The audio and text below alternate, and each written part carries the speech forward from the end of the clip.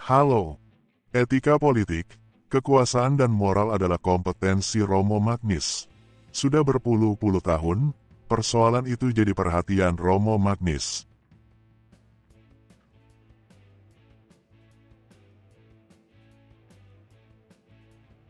Beliau mempelajari dan mengajar pentingnya etika dalam politik. Beliau menulis banyak buku perihal etika dan kekuasaan.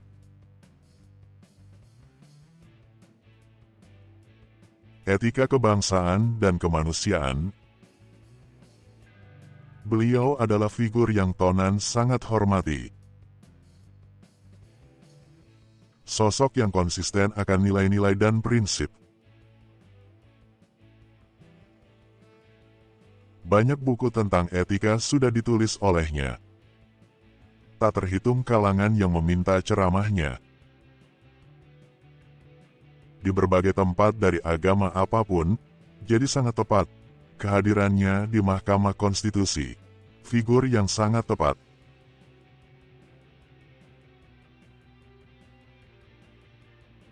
Memaparkan etika politik di Mahkamah Konstitusi.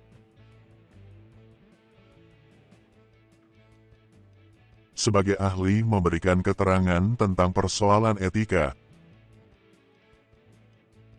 Romo Magnis pun menyebut mafia. Tapi kok ada yang tersinggung? Dan, apa maksud Romo Magnis sebenarnya?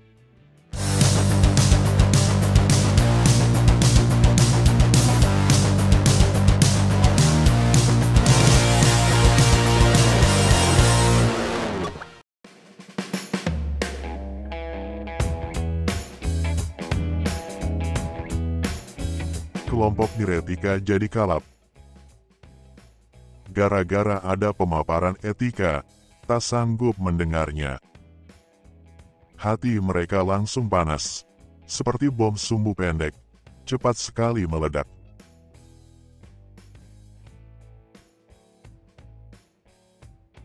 Mereka jadi langsung blingsatan. Mereka melecehkan kompetensi Romo Magnis. Dan mau membungkam Romo dengan sindiran-sindiran norak mereka. Tonan sangat sedih melihat Romo diperlakukan begitu. Padahal, Romo cuma memaparkan secara umum tentang etika seorang presiden. Romo tidak menyebut nama Jokowi, sama sekali tidak disebut. Keterangan Romo Magnis itu seperti ceramah umum. Romo menjelaskan begini. Pertama, seorang presiden harus menunjukkan kesadaran akan tanggung jawabnya, yaitu keselamatan seluruh bangsa. Presiden harus menjadi milik semua, bukan hanya milik mereka yang memilihnya. Kalaupun dia misalnya berasal dari satu partai. Tapi, begitu dia menjadi presiden, segenap tindakannya harus demi keselamatan semua. Romo mengutip filsuf Immanuel Kant, bahwa masyarakat akan menaati pemerintah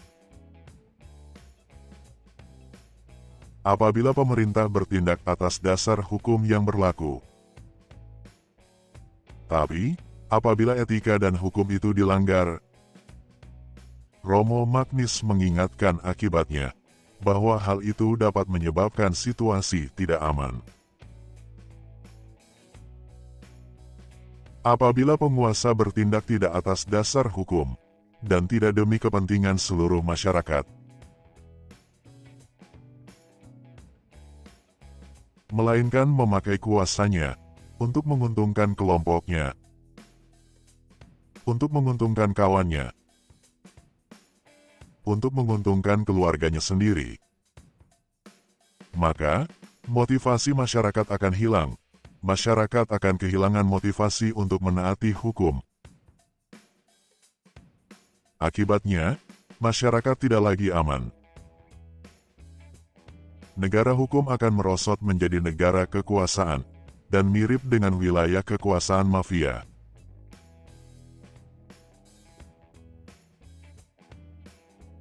Maka, presiden yang salah menggunakan kekuasaannya hanya untuk menguntungkan pihak tertentu. Presiden yang begitu mirip pemimpin mafia. Akibat penyalahgunaan kekuasaan itu,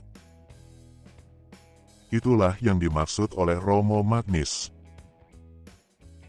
yang mirip dengan pemimpin organisasi mafia, adalah presiden yang salah memakai kekuasaannya hanya untuk menguntungkan pihak-pihak tertentu.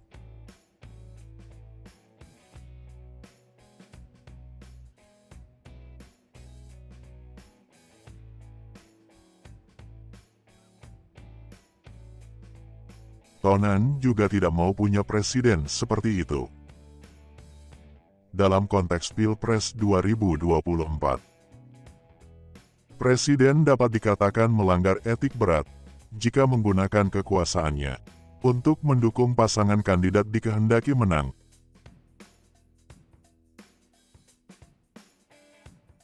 Namun, menurut Romo, sah-sah saja. Apabila presiden cuma memberitahukan mengenai kandidat mana yang diharapkan menang dalam pemilihan, itu boleh. Tetapi begitu presiden memakai kedudukannya, memakai kekuasaannya untuk memberi arahan, memberi petunjuk kepada ASN, kepada polisi, militer, dan lain-lain, untuk mendukung salah satu paslon, serta memakai kas negara untuk membiayai perjalanan, dalam rangka memberikan dukungan kepada paslon itu. Maka, presiden secara berat melanggar tuntutan etik. Sebab, presiden seharusnya bertindak tanpa membeda-bedakan warganya, termasuk politisi yang mengikuti kontestasi pemilu.